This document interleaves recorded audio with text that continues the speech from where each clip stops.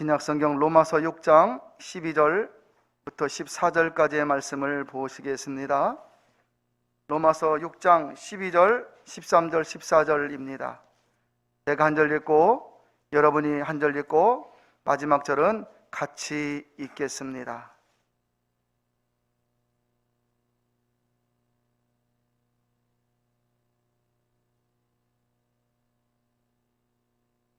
그러므로 너희는 죄로 너희 죽을 몸에 왕노릇하지 못하게 하여 몸의 사욕을 순종치 말고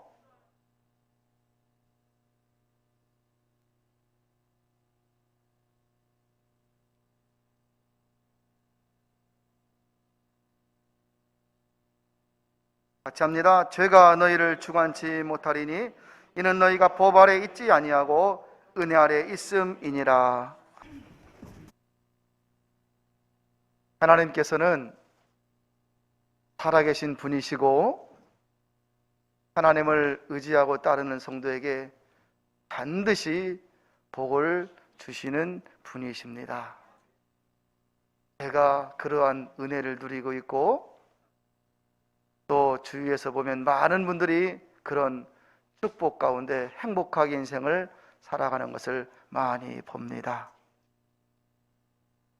대학에 CCC라는 그룹이 있습니다. 대학생 선교이지요.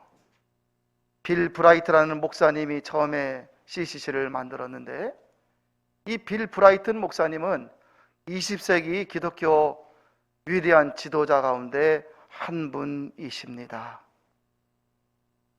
기독교의 위대한 지도자라고 하는 것은 그분이 끼친 영향이 아주 크다는 말이지요. 이분이 어떻게 이렇게 하나님께 귀히 쓰임을 받고 놀라운 일을 하게 되며 은혜 가운데 살게 되었을까요? 어느 분이 빌 브라이튼 목사님에게 이렇게 질문을 했습니다. 하나님이 당신을 사용하시고 인도하시는데 왜 이렇게 많은 큰 은혜를 받게 된 비결이 무엇입니까? 라고 물을 때 이 빌 브라이튼 목사님이 이런 대답을 했습니다. 젊었을 때 나는 하나님과 계약을 맺었습니다. 나는 직접 계약서를 쓰고 밑에 서명을 했는데 거기에는 나는 이날부터 예수 그리스도의 종이다라고 쓰고 사인을 했습니다. 그리고 하나님께 나 자신을 의의 병기로 드리고 하나님을 신뢰하고 살았더니 이런 행복한 은혜의 인생이 되었습니다 라고 이렇게 대답을 했습니다. 여러분들 예수님 믿고 사시면서 행복하시지요? 이 시간 여러분에게 한번 묻겠습니다. 여러분은 누구에게 여러분의 삶을 맡기고 살아가고 계십니까? 여러분의 주인은 누구입니까? 솔직하게 여러분의 주인은 무엇입니까?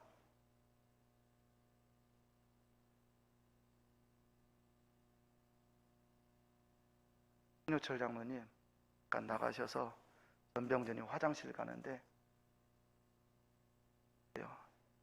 남성분이 해야지 여자분은 못 하잖아요. 그분이 화장실을 자주 갑니다.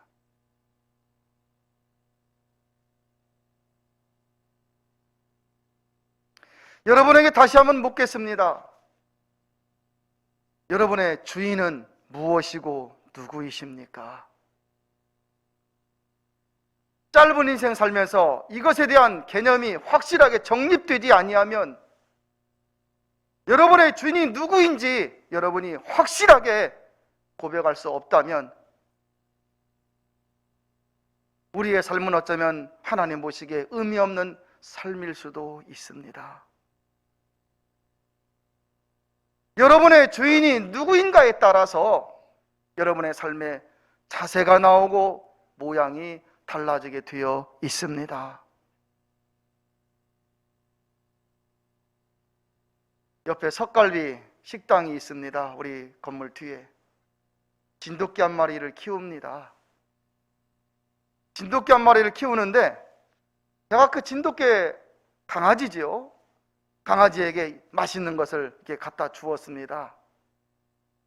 이 진돗개가 저기 석갈비가 저기잖아요. 이 1층에 문을 열고 그 디지털키 누르며 띵띵띵 소리만 나면 이쪽을 쳐다보는 거예요. 쳐다보다가 흰둥아저가 그래요. 그러면 막 꼬리가 빠질 정도로 흔들어댑니다. 석갈비 아줌마가 하는 소리가 주인보다 나를 더 좋아한대요. 내가 주인인 줄 아는 거예요. 나는 맛있는 햄이나 소세지나 그런 걸 갖다 주거든요. 절대로 그냥 가는 법이 없습니다. 이 강아지가 얼마나 영리한지 카니발도 알아봅니다.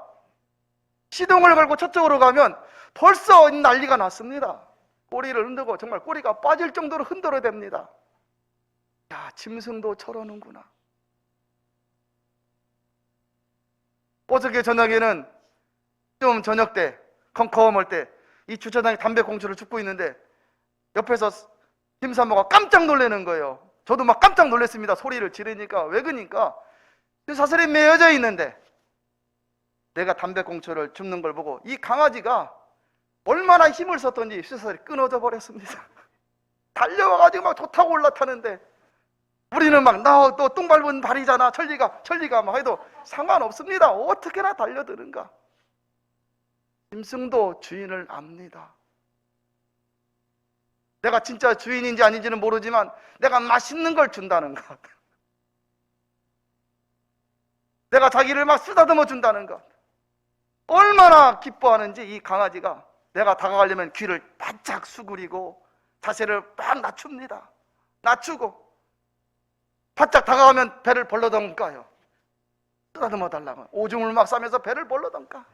야, 너 오줌 튀어, 오줌 튀어. 짐승도 주인을 압니다. 자기에게 좋은 것을 주는 사람을 압니다. 이 시간 지금 나의 주인은 누구이고 무엇이고 나를 주장하는 주인은 누구인지 생각해 보아야 합니다. 오늘 성경에 몸을 하나님께 의해 병기로 드리라 그랬어요. 나의 인생을 하나님께 맡기려면 두 가지가 명확해야 합니다. 첫째로는 여러분 인생의 주인이 누구인지를 분명코 해야 합니다. 제가 여러분에게 말씀드립니다. 하나님이 주인이십니다. 하나님이 여러분 인생의 주인이십니다. 여러분이 인정을 하든 안 하든 내 생명, 내 것이 아니기 때문에 하나님이 여러분의 인생의 주인 되십니다. 하나님이 내 가정 모든 삶, 내 자녀 삶의 주인 되십니다.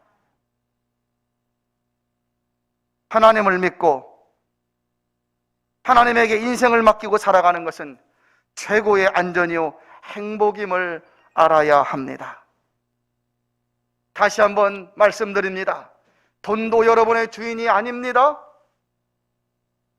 직장도 주인이 아닙니다. 여러분의 가지고 있는 힘과 무엇도 주인이 아닙니다. 하나님이 여러분의 주인 되십니다. 하나님을 온전히 경외하는, 믿고 살아가는 여러분 되시고 하나님에게 여러분의 인생을 의탁하며 살아가십시오. 하나님이 여러분에게 더 귀한 것으로 채워주시는 분이심을 믿습니다. 두 번째로 알아야 될 것은 여러분의 몸을, 여러분의 인생을 불의의 병기로 사용치 말고 나를 하나님께 온전히 드려야 합니다. 하나님으로 나를 채우면 됩니다. 하나님을 생각하며 살아가면 됩니다. 하나님께 기도하며 살아가면 됩니다. 힘들고 어려울 때마다, 답답하고 괴로운 일이 있을 때마다 성년을 향하여 기도하고 나올 수 있으면 나오고 하나님을 경외하는 자에게 하나님은 못 주실 것이 없습니다. 코로나 바이러스가 힘들고 무섭습니다. 질병이 있어서 우리를 괴롭힙니다. 인생의 고난으로 힘든 인생입니다. 그러나 하나님께 자신을 맡기고 살아갈 때 하나님은 우리의 도움자요 믿는 분이 되십니다. 구원받고 살아도 주의 뿌리는 내 안에 그대로 있기에 항상 자신을 다스려 가야 합니다. 오늘 성경 13절에 보니 죽은 자 가운데서 산 자같이 라는 말이 나옵니다. 죄로 죽었습니다. 하나님 보시기에 죄인은 죽은 몸입니다. 숨쉬고 있지만 죽은 몸입니다. 지옥 갈 몸입니다. 그러나 예수 그리스도 안에 우리는 산자가 되었습니다. 그러하게 예수님을 생각하며 입술로 고백하고 입술로 기도하며 살아가면 그것이 바로 주님께 드리는 것이 됩니다. 여러분, 구원받은 성도의 사는 목적이 무엇일까요? 다시 한번 여러분에게 말씀드릴게요. 구원받은 성도의 사는 목적은 하나님을 따르는 것입니다. 여러분 모두가 올 한 해 하나님을 잘 믿고 의지하여서 정말 하나님이 주시는 은혜가 무엇인지를 많이 누리며 살아갈 수 있기를 진심으로 축복합니다. 오늘은 전체 모여서 드리는 그런 첫 예배라고 볼 수가 있기 때문에 우리 다운교회 모든 성도들 재직들에게 짧게 권면을 하겠습니다. 첫째로, 직분을 받지 못한 분들이 있습니다. 서울의 집사님들이 있습니다. 그분들에게 말씀을 드립니다. 처음에 교회에 오면 어색합니다. 예배가 낯설고 일어서라 하고 앉으라 하고 성경도 어딘지 잘 모르겠고 찬송을 찾아도 페이지는 찾아도 또 음을 잘 모르기 때문에 낯설기만 합니다. 적응하는 것이 쉽지가 않습니다. 시간이 지나 세례를 받고 서리 집사님이 되었지만 그래도 적응이 쉽지가 않습니다. 아직도 손님같이 다니시는 분들도 있을 것입니다. 그러나 여러분들에게 당부드립니다. 열심을 내시고 열심히 예배당에 참석하여 주시기를 권면드립니다. 여러분은 내 진심입니다. 귀한 분들입니다. 여러분은 소중한 분들입니다. 여러분들 때문에 우리 하나님이 기뻐하십니다. 항전직들은 다니던 예배당이니 예배당에 당연히 나오는 것이지만 임직받지 못한 분들이나 서리 집사님들은 여러분 정말 힘들 수도 있습니다. 그러나 여러분들에게 당부드립니다. 하나님께 나오는 여러분의 발걸음을 하나님이 기뻐하십니다. 여러분의 삶을 지금부터 믿음으로 살려고 노력하면서 성전에 나와 예배드릴 때 하나님이 여러분을 얼마나 기뻐하시는지를 아셔야만 합니다. 명절에 부모들은 자식을 기다립니다. 멀리 떨어졌던 자녀들이 이제 명절에 돌아오는 것을, 집에 찾아오는 것을 기뻐하십니다. 하나님도 똑같습니다. 여러분들이 직분 없어도 가정 삶의 터전에 산주한 살다가 성전에 나와 예배드리는 그 모습을 하나님이 기뻐하십니다. 저는 여러분들이 예배만 잘 드려도 하나님의 은총이 넘친다고 분명코 믿는 사람입니다. 여러분 모두가 힘을 내셔서 신앙생활 잘해 나가시기를 바라고 우리 성도들에게 말씀드립니다. 처음 오시는 분들과 직분을 받지 못한 분들, 서리 집사님들을 귀히 여겨 주십시오. 잘 대해주세요. 나야 우리야 신앙생활이 적응이 되어서 괜찮습니다. 그러나 직분 받지 못한 분들이나 서리 집사님들을 먼저 믿는 분들은 잘 대해주셔야 합니다. 올 한 해 동안 신앙생활 하시면서 여러분 모두 한 명도 서운하지 않고 속상하지 않는 그런 다운교회 성도들이 다 될 수 있기를 권면드립니다. 권사님들에게 말씀을 드립니다. 권사는 담임 목사를 도와 신방과 구제 일을 위해 세웁니다. 섬기는 직분이기에 권사직을 잘 감당하면 가정과 자녀들은 분명 복을 받습니다. 저는 제가 체험했습니다. 그런데 어느 날 이런 권사직의 소중함을 잘 모르고 소홀히 하는 모습들을 많이 봅니다. 권사는 순종의 모범이 되어야 합니다. 내가 더 많이 아는 것 같고 내가 더 많이 가진 것 같아도 권사님들의 모습하면 순종이 나와야만 합니다. 교회의 일들을 봉사하는 직분이 바로 권사직입니다. 특히 우리 권사님들은, 다운의 권사님들은 기도하는 분들이 다 되었으면 좋겠습니다.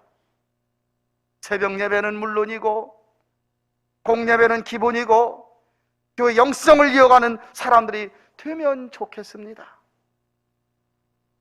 아무리 좋은 양복과 아무리 좋은 명품 옷을 위에 걸친다 할지라도 여러분, 몸이 아프면 아무 필요가 없습니다. 하나님이 주시는 귀한 은혜가 얼마나 풍성한지요. 우리 권사님들은 기도로 삶을 단련시켜 나가시면 좋겠고, 새벽마다 나와 하루를 시작하면서 살아가시기를 바라고, 이 성전에 나오시면 손님처럼 있다가 가지 마시고 이곳저곳을 한번 둘러보십시오. 식당에도 한번 가보십시오. 이곳저곳을 다니시면서 이 성전에서 혹시 나의 손길이 필요한가 살펴보십시오. 그렇게 교회를 섬길 때 그 섬김이 바로 이 교회의 주인이 예수님이시잖아요. 이 교회의 몸이 예수님이시잖아요. 그렇게 섬길 때 바로 주님을 섬기는 손길이 됩니다. 셋째로 안수 집사님들에게 권면을 합니다. 사도행전에 나오는 초대교회 7 집사님은 얼마나 주님의 자랑이었습니까? 헌신과 봉사로 교회를 기쁘게 세우는데, 힘있게 세우는데 큰 힘을 감당했습니다. 맡겨진 일에 묵묵히 봉사하는 집사님들은 하나님의 큰 자랑이요 기쁨이 됩니다. 넷째로 마지막 장로님들에게 권면을 하겠습니다. 장로님들은 평신도 직중에 가장 귀한 직분이지 않습니까? 안수 집사님들보다, 권사님들보다 더 기도하고 말씀 안에 살려고 노력해야 합니다. 그래서 주어진 권위와 권한을 가지고 주님의 몸된 교회를 위해서 봉사헌신하는데 사용하신다면 주님이 얼마나 기뻐하실까요? 큰 영광을 받으시는 겁니다.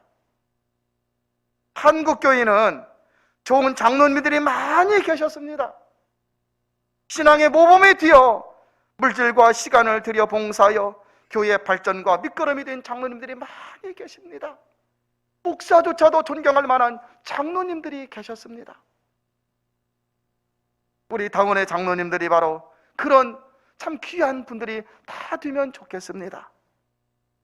당원의 성도 여러분, 주님의 재림도 진짜입니다.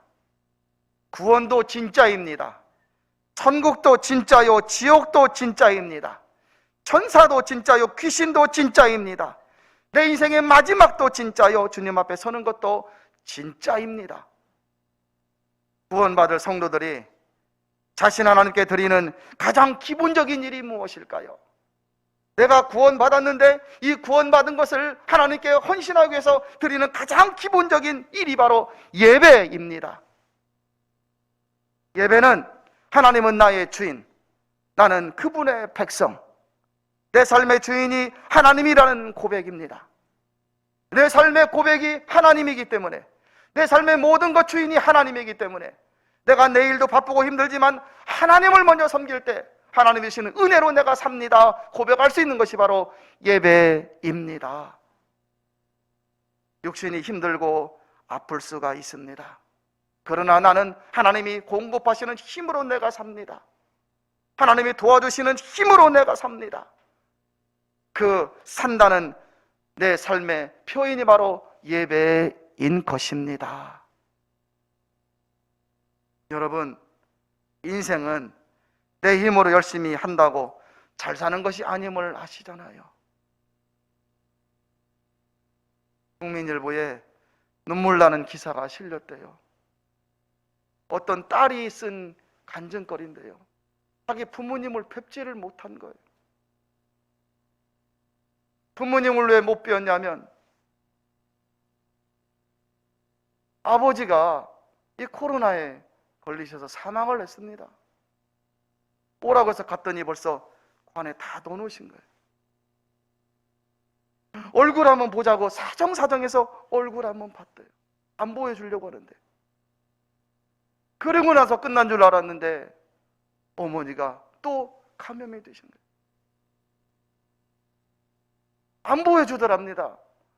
그래서 막 울고불고 하면서 한 번만 보자고 해가지고 장례식장 가서 한 번 보고 끝났답니다. 그러면서 쓴 글이 이럴 줄 알았으면 참 조금 더 연락을 취하고 잘해드릴 걸, 이럴 줄 알았으면 한 번이라도 찾아가 볼 걸, 그런 기사를 쭉 쓴 거예요. 남 일이 아니었습니다. 한치 앞을 알 수 없는 인생을 우리가 살아가지 않습니까? 피조물인 우리는 하나님을 예비하며 살아야 은혜를 누리는 존재입니다. 그래서 하나님의 은혜 안에 살고자 하는 사람은 열심히 예배를 드리는 것입니다. 주일마다 정성으로 예배 드리는 것은 내 주인이 누구인지 분명히 하기 위해서입니다.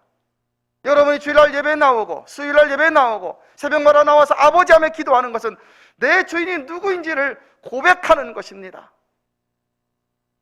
내 분명한 주인에게 찬송을 드리고 물질을 드리고 나의 주인에게 복을 구하고 내 삶의 가정과 평안을 위해서 하나님께 간구하는 것, 그게 바로 예배입니다.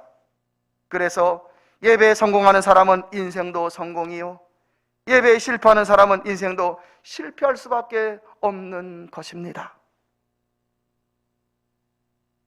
여러분 혹시 귀신을 보셨습니까? 귀신이 어떻게 생겼습니까? 험짓합니다. 머리가 서버립니다. 꿈에서 보았어도 머리가 서버립니다. 드라마 같은 데서는 도깨비네 귀신이네 미화를 시켜서 친구처럼 지내지만 귀신은 무서운 존재입니다. 평상시에 우리가 귀신을 본다면 무서워서 못 삽니다. 그런데 여러분, 귀신이 있습니다. 신앙생활을 잘 해나가십시오. 저는 나이 드신 분들을 많이 봅니다. 여러분의 노년에 힘이 다 빠졌을 때 내 눈에 그게 보이면 무서워서 어떻게 살겠습니까? 신앙생활을 잘 하는 것 하나만 해도 여러분의 영혼이 얼마나 평안한지 말년에 그거 보이지 않습니다. 우리 전병주님이 오늘 오셨습니다. 제가 최근에 그런 얘기 했잖아요. 무서워서 저녁마다 보이니 자녀도 무서운 겁니다. 제가 가서 예배를 드렸습니다. 한 번 예배 드리고 되겠습니까? 그때는 그러지만 또 지나서 문제가 있으니 따님 권사님이 서울로 모시고 갔습니다. 일주일간 같이 지낼 때는 얼마나 평안했는지 저녁마다 평안하게 잠을 잤습니다. 어제 내려왔습니다. 어제 오후에 목사님 기도해 주십시오 해서 이 우리 성전에 와 새신자실에서 기도를 했습니다. 제가 당부를 드렸습니다. 누군가 옆에서 기도해주고 찬송하는 사람이 있으면 됩니다. 근데 아무도 없습니다. 딸이 서울에 살기 때문에 해줄 수가 없습니다. 주일날 예배당에 오십시오. 예배를 드리고 가시면 평안합니다. 여러분 아셔야만 합니다. 예수님 믿고 사는 것은 세상에 성공하기 위해서 사는 거 아닙니다. 내 노년에 힘이 빠졌을 때 내가 구원을 향하여 달려가고 주님이 보고 주님 은혜 가운데 살기 위해서 예수님 믿는 것입니다. 예배에 성공하는 사람은 그래서 나이 들수록 영혼의 평안을 누리는 것이고, 예배에 실패하는 사람은 나이를 들수록 불안하게 되는 것입니다. 구약시대에는 예배드릴 때 얼마나 두렵고 떨리면서 예배를 드렸는지요. 이스라엘에는 대제사장이 있고 제사장이 있습니다. 이스라엘에는 대제사장이 있고 제사장들이 있는데 7월 10날 1년에 한 번 대제사장이 지성전에 들어가 제사를 지냅니다. 지성전에는 아무도 들어갈 수가 없습니다. 오직 대제사장이 7월 10날 1년에 한 번 들어갑니다. 그런데 대제사장의 옷에는 방울이 달려 있어서 걸으면 딸랑딸랑 소리가 납니다. 대제사장의 허리에는 줄을 매가지고 이 대제사장이 지성소 안에 들어와 이 법궤 위에 피를 뿌리며 제사를 드리는데, 나머지 제사장들은 저 성소에서 가만히 듣는 겁니다. 딸랑딸랑 소리가 나는지. 딸랑딸랑 소리가 나면 괜찮구나 했는데 소리가 안 납니다. 그러면 줄을 당겨보는 겁니다. 혹시 반응이 있으면 딸랑딸랑 소리가 날 것이고, 반응이 없으면 죽은 것입니다. 하나님이 죽이신 겁니다. 그러면 제사장들은 지성소 안에 들어올 수가 없습니다. 줄을 잡아당겨서 그 시체를 끄집어냈던 것입니다. 물론 오늘날 이런 일은 없을 것입니다. 그러나 그 당시 예배를 받으시고 귀하게 여기신 하나님께서 오늘도 우리 예배를 지켜보실 것 아니겠습니까? 동일하신 하나님께서 우리들이 나와 하나님께 예배 드릴 때 정말 마음을 간절하게 집중하여 드리는지, 아니면 한 시간 앉아있다 졸다가 어떻게 끝나버리는지 지켜보실 것 아니겠습니까? 이 시간 여러분 자신에게 한번 질문해 보십시오. 예배 시간에 찬송을 기계적으로 의미 없이 부르지는 않았는지요? 헌금을 드릴 때 하나님의 보호하심이 감사하고 복주심이 감사해서 그 감사 예물로 헌금을 드리지는 않았는지요? 말씀을 읽고 들을 때 정말 하나님의 말씀으로 지금 듣고 있는지요? 모든 공적 예배, 주일날 예배, 수요일 예배, 새벽 예배에 최선을 다했나요? 예배를 주님이 지켜보신다고 생각하면 떨리기까지 합니다. 이런 예배 드림이 자신을 의해 병기로 하나님께 드리는 성도의 예배입니다. 다운교회 성도 여러분, 표어처럼 영적 능력을 올해는 회복하면 좋겠습니다. 속사람, 성령이 내주신 속사람으로 나는 삽니다. 나는 세상의 권위와 돈과 힘으로 사는 게 아니라 주님의 공급해 주시는 힘으로 삽니다. 이 영적 능력을 회복하는 여러분이 되었으면 좋겠습니다. 여러분 구원받으신 것 확신하시지요? 내가 지금 생명이 다한다 할지라도 그 천사들의 영접을 받으며 하나님 앞에 설 수 있다고 생각하면 얼마나 힘이 납니까? 여러분 올 한 해 예배에 최선을 다하시고 하나님께 삶을 드리며 살아가십시오. 하나님이 여러분의 가정도 책임져 주실 것이고 자녀도 책임져 주실 것입니다. 하나님이 여러분의 삶을 충나게 하시지 않습니다. 하나님이 여러분의 삶을 손해나게 하시는 분이 아니십니다.